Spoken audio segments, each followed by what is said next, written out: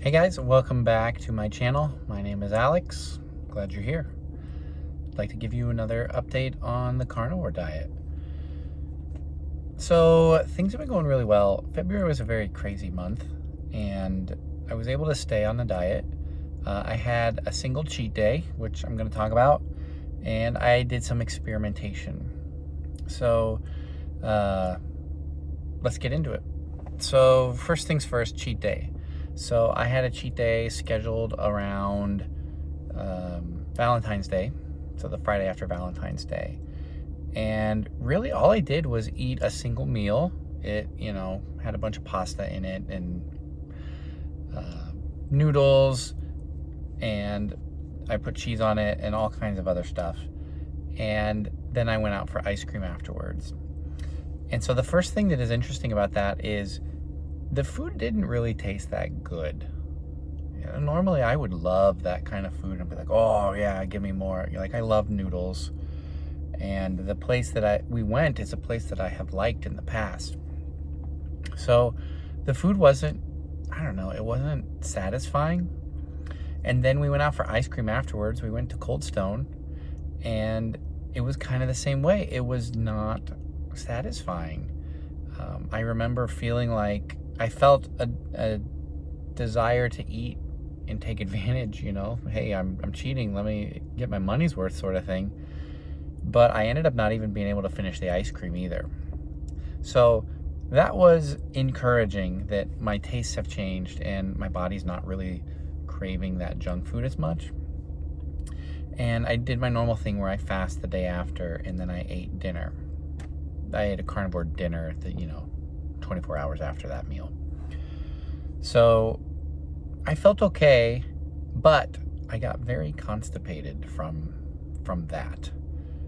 And I didn't like that. I did not like the way it made me feel. And it took a week and a half to get back to normal. And so I'm starting to think that the cheat days are not worth it. I generally like the way I feel on carnivore, and I did not like the way I felt after the cheat day. And it's kind of like across the whole week. So that first day after the cheat meal, it's okay. I don't feel that bad. But then I felt worse 2 days after the cheat day when I'm back on carnivore, but I guess I'm still purging stuff out. And like I said, I got constipated for a long time, for several days, and it took about a week to clear up. So I don't know, I may not have cheat days anymore. I did find a recipe from this guy. His name is Dr. Klitz, and he's really an interesting person. I've just started watching his videos, but he has a recipe for carnivore ice cream. It is eggs and heavy whipping cream, and then you can put, vanilla or something like that in there. I might try that and use that as my cheat, because heavy whipping cream it's okay, I think, at least. And then eggs are okay. And so then it would just be the vanilla flavoring. So I think I'm going to try that and just see how it goes. But that might be a good treat where I make that and don't have a real cheat day. So that's my first update about the cheat day. Second, I've been doing a lot of experimentation with my body. And I've said this many times, I really like how in carnivore, you get to be a scientist of your own body. You get this baseline of, okay, here's what happens when I eat carnivore, and then you can try, okay, let me modify it. And so I've been doing that, and let me tell you about it. So I told you in my last video, I've been having those sort of stomach aches that feel like carbohydrate withdrawal. Now, I would say they're mild. They're not bad, but I really want to figure out why. Like, am I legitimately craving carbs? Am I hungry? Is it something else that I haven't figured out yet? And so here's what I've been doing to experiment. So first of all, I took away cheese. I took away cheese that for over a week, it did not make a difference. Now, there might be an argument to be made that I didn't go long enough. Just going a week with a dietary change may not be long enough to see the result. But it was interesting because when I cut out cheese, initially it helped. So I was not having those stomach pains anymore.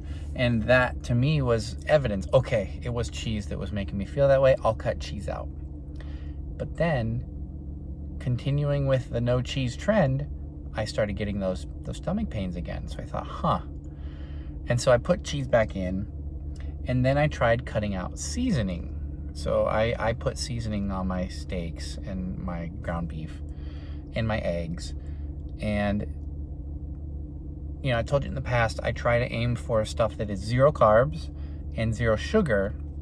And then I want the ingredients to be real ingredients, like paprika, pepper, salt, not chemical names. So same result happened. I cut out seasoning, and for a few days, I didn't have that stomach pain. And then maybe within a week it came back. So it's like, okay, clearly my body can sense the change. When I cut something out, there's a change, but then it comes back. And so it's not spices and it's not cheese. Now, as an aside, I think cheese should just be an every once in a while thing for me. Like I binge on cheese a lot, and it's really easy because you don't have to prepare cheese. I can't binge on eggs because I got to go cook the eggs. I'm not going to binge on bacon because I got to go cook the bacon, and there's delay there. But with cheese, you literally just take it out of the package and you eat it, and I think that makes it really easy for me to binge. And then I like the taste of it, and it's slightly sweet. I don't know if you all have noticed this, but with carnivore, your senses get a little more heightened.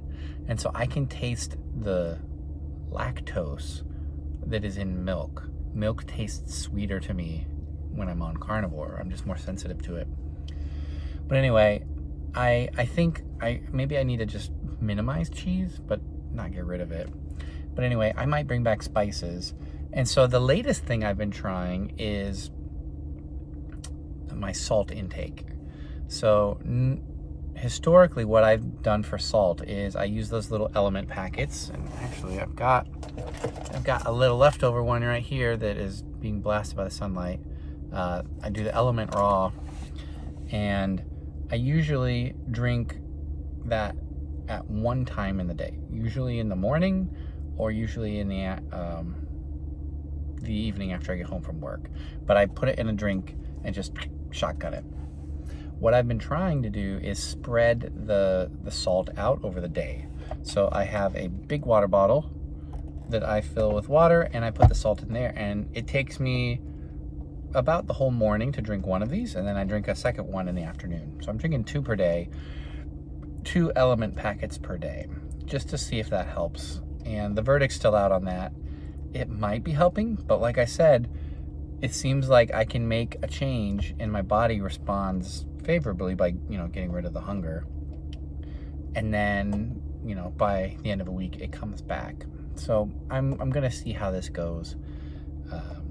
But yeah, I wanted to see if you guys had any input or ideas on what could be causing my stomach pain. And like I said, it's not bad. It's not debilitating. It feels like when I'm hungry and I want carbs. The other thing I'm thinking about is it might be sausage. I eat breakfast sausage pretty consistently. So, maybe I think there's like 1 or 2 carbs in that breakfast sausage. And so when I eat it in the morning, I'm, getting my carb fix.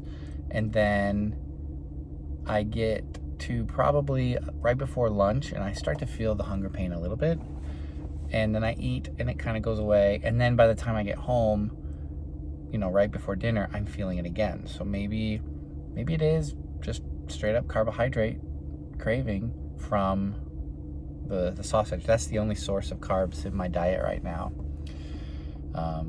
Although cheese sometimes is. But like I said, I cut out cheese. So anyway, I think all of this is good because in my old paradigm, when I was eating the standard American diet, I didn't do any experimentation with my body. I just ate what I wanted. I was led by my cravings, and my cravings led me down bad paths. So the fact that I am now tweaking and being intentional with my food choices, I think is good. No matter what, like the final iteration I land on with my diet, I think it's really good to be intentional. And it's also neat because I think I can bring spices back. I think I'm gonna. That just, it adds a little bit of variety. And, if I can find a way to moderate with cheese, I can keep cheese in there. And, but yeah, maybe it's the sausage. Maybe it's sausage and cheese. Anyway, I'll keep experimenting. In terms of weight loss, I am kind of stuck at 61 pounds lost. I maintained through, I had a short weekend trip. It was a Thursday, Friday, Saturday thing. So I maintained through that, and I was really proud of that. But I did eat too much cheese in the last couple days. And when I eat too much cheese, I gain like 1/4 pound. So I've gained about 1/2 pound in the last 2 days from cheese. So just talking through it, hey, I'm an external processor. I've got to talk things through. I think it would be wise to restrict cheese, or maybe like 3 slices of cheese a day or something like that, because I really like cheese. But do I need to get rid of it? I don't know. Other than that, things are still going really well. All of my symptoms continue to get better. I measured my blood pressure the other day, and it was the lowest I've ever seen it in measurement. And if I was a good YouTuber, I would have prepared that number for you, but I can't remember what it was. But it was something that was like, I want to say it was in the 120s over 70s. So the lowest it's been since I started recording my blood pressure ever as an adult. And I am the lowest I've been as an adult. And so whenever I lose weight, I'm setting new personal records. Well, anyway, I'm starting to ramble. That is my update for Carnivore. Thank you all for watching. If you have any questions, hit me up in the comments.